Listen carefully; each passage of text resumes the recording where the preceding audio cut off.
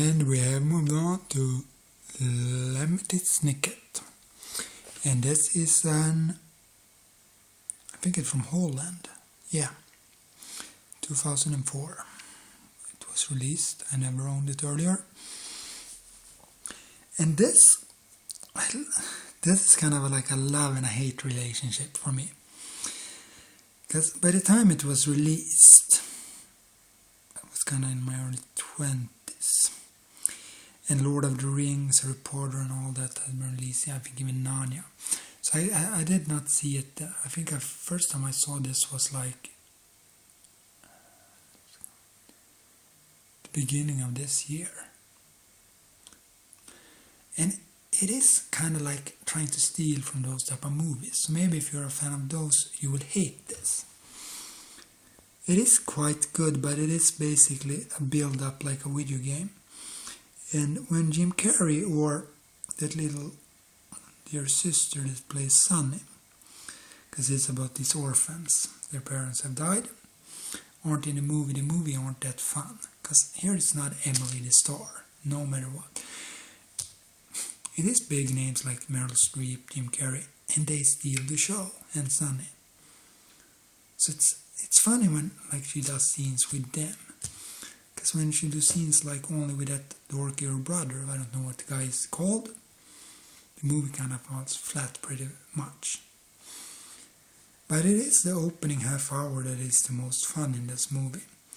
Because I think they should have based it pretty much around that. I know it's like based on 13 books or something. 13 books.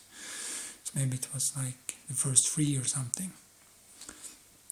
And the ending kind of picks up the speed again. But that thing in between, it's not bad. But this is a very mixed bag. I don't hate it. It's okay. But it's far from my favorite even Emily movie, if I should be honest with you. I do rank it very high due to acting and production value, acting and stuff like that. So it's much more at the top of my list anyway, but... And maybe this is, I know it's like a kid's movie, so it's intended for a very young audience. I would say like that is 8 years old. It is a Nickelodeon movie in, they always have that. And we did this with Paramount and DreamWorks, in association with all those companies. But it has some humor for grown-ups as well. And it's the only Jim Carrey movie I can stand. Though I have a little problem with like when they get married, when Jim Carrey's character marry Violet, Emily Browning's character. Because I don't know when the books were written, but it kind of feels like, oh yeah, this is kind of like a pedophile movie. Just like Japanese anime from the 80s that unfortunately rewatched some of it. It's like, oh yeah, they're bathing naked with a 14 or 13-year-old daughter. And his son that is 7, and things like it has the same type of feeling like that. It's not as disgusting, but it's not far away. But it's much better than Harry Potter and Lord of the Rings and Narnia and all that. Because at least all that religious crap is not there. It's not like, oh yeah, the lion in Narnia, he represents Jesus. I don't like those type of brainwash movies. So if I had kids, they would definitely get to see this. But not Harry Potter and stuff like that. Because it kind of brings God into it. Oh yeah, and the devil, he's like a drug addict. Every single movie we do can't show the real Lucifer. So it's good in that type of way. Check it out, but I recommend download it first. And then if you think it's good enough to buy it. Maybe you don't have to pick up the Blu Ray.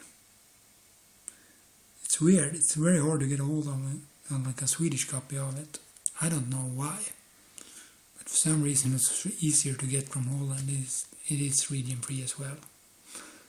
Oh, actually, I can't really say it's region free. I know it's like region A and B. So if you live in Asia, it may not work on a player that's not region free, but otherwise it will. And it has tons of subtitles, this version. It even has Swedish subtitles.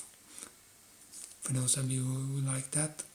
I prefer subtitles, the English subtitles are for the hearing impaired. It's so cool watching movies with that when I pick up sounds and stuff like that, cracking, and yeah, that's what I have to say about this.